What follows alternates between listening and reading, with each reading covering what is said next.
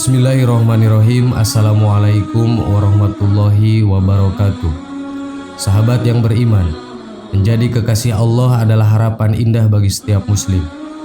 Maka menjadi musuh Allah adalah sebuah petaka yang perlu dihindari.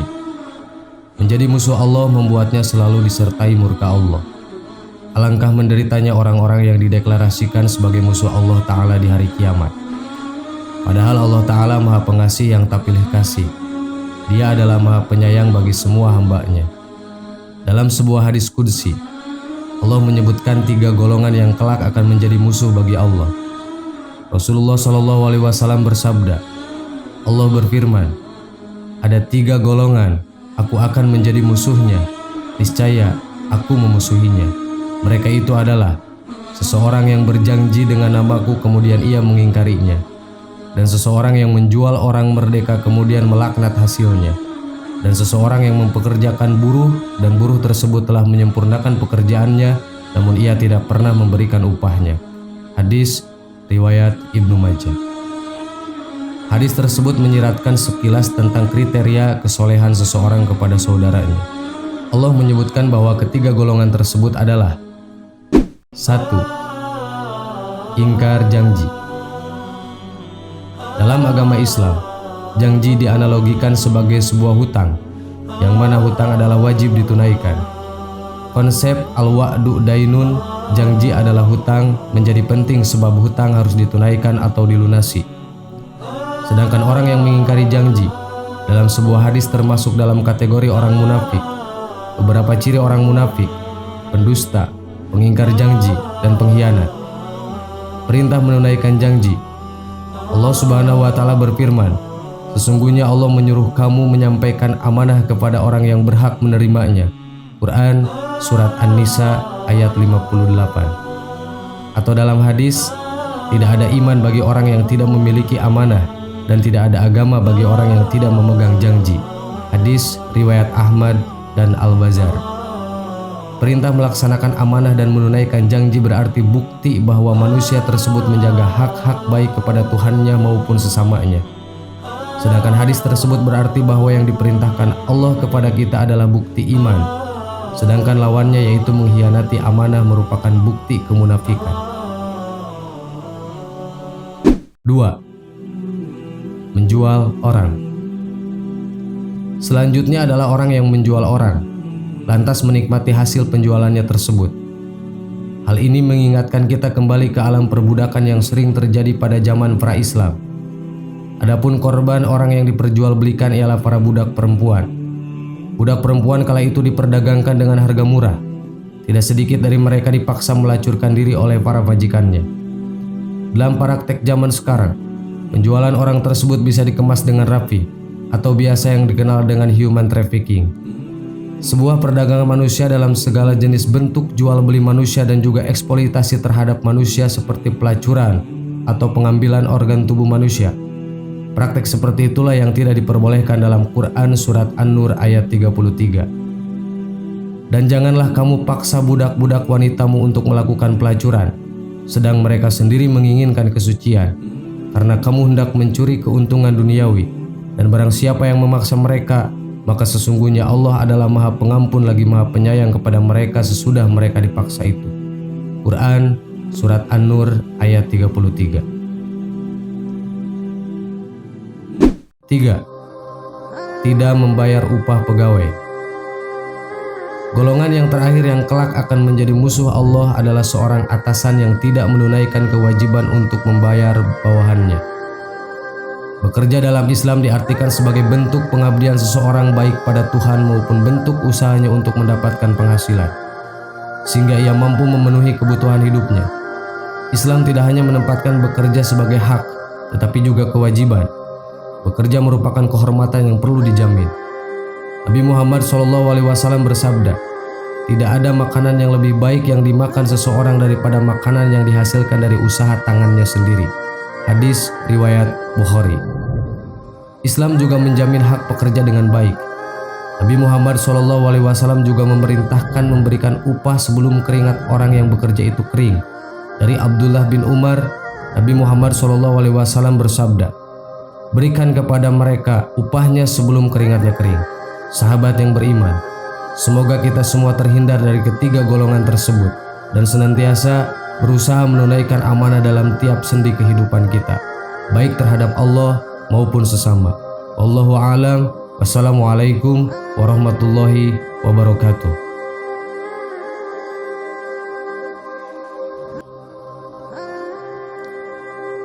Bismillahirrahmanirrahim. Assalamualaikum warahmatullahi wabarakatuh. Sahabat yang beriman, apakah kalian pernah mendengar kisah Rasulullah yang akan dicambuk oleh seorang sahabat di penghujung hidup Rasulullah? Saat itu kondisi Rasulullah sedang sakit parah, sehingga membuat kondisi beliau sangat lemah. Kisah ini terjadi pada diri Rasulullah SAW sebelum meninggal. Rasulullah SAW telah jatuh sakit begitu lama, sehingga kondisi beliau sangatlah lemah. Pada suatu hari, Rasulullah SAW meminta Bilal memanggil semua sahabat datang ke masjid. Tidak lama kemudian, penuhlah masjid dengan para sahabat. Semuanya merasa rindu setelah agak lama tidak mendengar tausiah dari Rasulullah SAW. Beliau duduk dengan lemah di atas mimbar. Wajahnya terlihat pucat, menahan sakit yang tengah dideritanya. Kemudian Rasulullah SAW bersabda, "Wahai sahabat-sahabatku semua, aku ingin bertanya, apakah telah aku sampaikan semua kepadamu bahwa sesungguhnya Allah Subhanahu wa Ta'ala itu adalah satu-satunya Rob yang layak disembah?" Semua sahabat menjawab dengan suara bersemangat, "Benar wahai Rasulullah, Engkau telah sampaikan kepada kami bahwa sesungguhnya Allah Subhanahu wa Ta'ala adalah satu-satunya Rob yang layak disembah." Kemudian Rasulullah SAW bersabda, "Persaksikanlah ya Allah, sesungguhnya aku telah menyampaikan amanah ini kepada mereka." Kemudian Rasulullah SAW bersabda lagi, dan setiap apa yang Rasulullah sabdakan selalu dibenarkan oleh para sahabat. Akhirnya sampailah kepada satu pertanyaan yang menjadi para sahabat sedih dan terharu. Rasulullah SAW bersabda, "Sesungguhnya aku akan pergi menemui Allah. Dan sebelum aku pergi, aku ingin menyelesaikan segala urusanku dengan manusia. Maka aku ingin bertanya kepada kalian semua, adakah aku berhutang kepada kalian? Aku ingin menyelesaikan hutang tersebut, karena aku tidak mau bertemu dengan Allah dalam keadaan berhutang dengan manusia." Ketika itu semua sahabat diam, dan dalam hati masing-masing berkata, "Mana ada Rasulullah berhutang kepada kita? Kamilah yang banyak berhutang kepada Rasulullah." Rasulullah SAW mengulangi pertanyaan itu sebanyak 3 kali. Tiba-tiba bangun seorang laki-laki yang bernama Ukasyah, seorang sahabat mantan preman sebelum masuk Islam. Dia berkata, "Ya Rasulullah, aku ingin sampaikan masalah ini. Seandainya ini dianggap hutang, maka aku akan minta engkau selesaikan. Seandainya bukan hutang, maka tidak perlulah engkau berbuat apa-apa." Rasulullah SAW berkata, "Sampaikanlah wahai Ukasyah." Maka Ukasyah pun mulai bercerita, "Aku masih ingat ketika perang Uhud dulu. Satu ketika engkau menunggang kuda, lalu engkau pukulkan cambuk ke belakang kuda. Tetapi cambuk tersebut tidak kena kepada belakang kuda, tapi justru terkena pada dadaku. Karena ketika itu aku berdiri di belakang kuda yang engkau tunggangi wahai Rasulullah." Mendengar itu, Rasulullah SAW berkata, "Sesungguhnya itu adalah hutang wahai Ukasyah. Kalau dulu aku pukul engkau, maka hari ini aku akan terima hal yang sama." Dengan suara yang agak tinggi, Ukasyah berkata, "Kalau begitu aku ingin segera melakukannya wahai Rasulullah." Ukasyah seakan-akan tidak merasa bersalah mengatakan demikian. Sedangkan ketika itu sebagian sahabat berteriak marah pada Ukasyah, "Sungguh engkau tidak berperasaan Ukasyah, bukankah baginda sedang sakit?" Ukasyah tidak menghiraukan semua itu. Rasulullah meminta Bilal mengambil cambuk di rumah anaknya Fatimah. Bilal meminta cambuk itu dari Fatimah. Kemudian Fatimah bertanya, "Untuk apa Rasulullah meminta cambuk ini wahai Bilal?" Bilal menjawab dengan nada sedih, "Cambuk ini akan digunakan Ukasyah untuk memukul Rasulullah." Terperanjat dan menangis Fatimah seraya berkata, "Kenapa Ukasyah hendak pukul ayahku Rasulullah? Ayahku sedang sakit. Kalau mau mukul, pukullah aku anaknya." Bilal menjawab, "Sesungguhnya ini adalah urusan antara mereka berdua." Bilal membawa cambuk tersebut ke masjid lalu diberikan kepada Ukasyah. Setelah mengambil cambuk, Ukasyah menuju ke hadapan Rasulullah.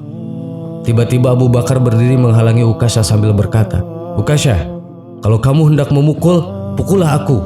Aku orang yang pertama beriman dengan apa yang Rasulullah sampaikan. Akulah sahabatnya di kala suka dan duka. Kalau engkau hendak memukul, maka pukullah aku." Namun Rasulullah mengatakan, "Duduklah wahai Abu Bakar, ini urusan antara aku dengan Ukasyah."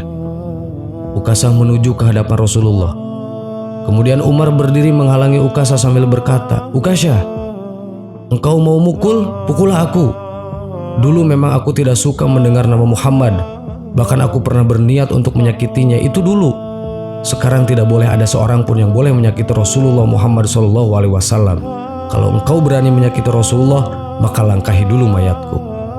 Lalu dijawab oleh Rasulullah, "Duduklah wahai Umar, ini urusan antara aku dengan Ukasyah." Ukasyah menuju ke hadapan Rasulullah. Tiba-tiba berdiri Ali bin Abi Thalib, sepupu sekaligus menantu Rasulullah. Dia menghalangi Ukasyah sambil berkata, "Ukasyah, pukullah aku. Darah yang sama mengalir pada tubuhku ini wahai Ukasyah." Lalu dijawab oleh Rasulullah, "Duduklah wahai Ali, ini urusan antara aku dengan Ukasyah." Ukasyah semakin dekat dengan Rasulullah. Tiba-tiba tanpa disangka, bangkitlah kedua cucu kesayangan Rasulullah, yaitu Hasan bin Ali dan Husain bin Ali. Mereka berdua memegangi tangan Ukasyah sambil memohon, "Wahai paman, pukullah kami paman, karena kakek sedang sakit. Pukullah kami saja wahai paman. Sesungguhnya kami ini adalah cucu kesayangan Rasulullah. Dengan memukul kami, sesungguhnya itu sama saja dengan menyakiti kakek kami wahai paman."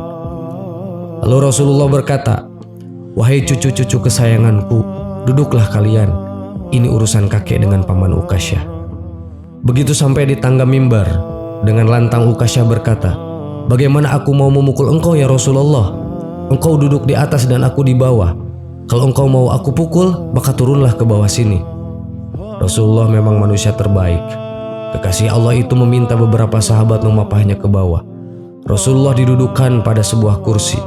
Lalu dengan suara tegas Ukasyah berkata lagi, "Dulu waktu engkau memukul aku tidak memakai baju ya Rasulullah." Para sahabat sangat geram mendengar perkataan Ukasyah. Tanpa berlama-lama dalam keadaan lemah, Rasulullah membuka bajunya. Kemudian terlihatlah tubuh Rasulullah yang sangat indah. Sedang beberapa batu terikat di perut Rasulullah, pertanda Rasul sedang menahan lapar. Kemudian Rasulullah berkata, "Wahai Ukasyah, segeralah dan janganlah kamu berlebih-lebihan, nanti Allah akan murka kepadamu." Ukasyah langsung menuju Rasulullah. Cambuk di tangannya ia buang jauh-jauh. Kemudian ia peluk tubuh Rasulullah SAW seerat-eratnya sambil menangis sejadi-jadinya. Ukasyah berkata, "Ya Rasulullah, ampuni aku, maafkan aku. Mana ada manusia yang sanggup menyakiti engkau ya Rasulullah. Sengaja aku melakukannya agar aku dapat merapatkan tubuhku dengan tubuhmu. Seumur hidup aku bercita-cita dapat memelukmu. Karena sesungguhnya aku tahu bahwa tubuhmu tidak akan dimakan oleh api neraka. Dan sungguh aku takut dengan api neraka. Maafkan aku ya Rasulullah." Rasulullah dengan senyum berkata, "Wahai sahabat-sahabatku semua, kalau kalian ingin melihat ahli surga, maka lihatlah Ukasyah." Semua sahabat meneteskan air mata. Kemudian para sahabat bergantian memeluk Rasulullah SAW. Sahabat yang beriman, demikian kisah Ukasyah sahabat Rasulullah yang menjadi ahli surga. Semoga kita senantiasa diakui oleh Rasulullah sebagai umatnya, yang di kemudian hari di akhirat kelak kita bisa berada di barisan Rasulullah SAW. Amin. Wallahu a'lam. Assalamualaikum warahmatullahi wabarakatuh.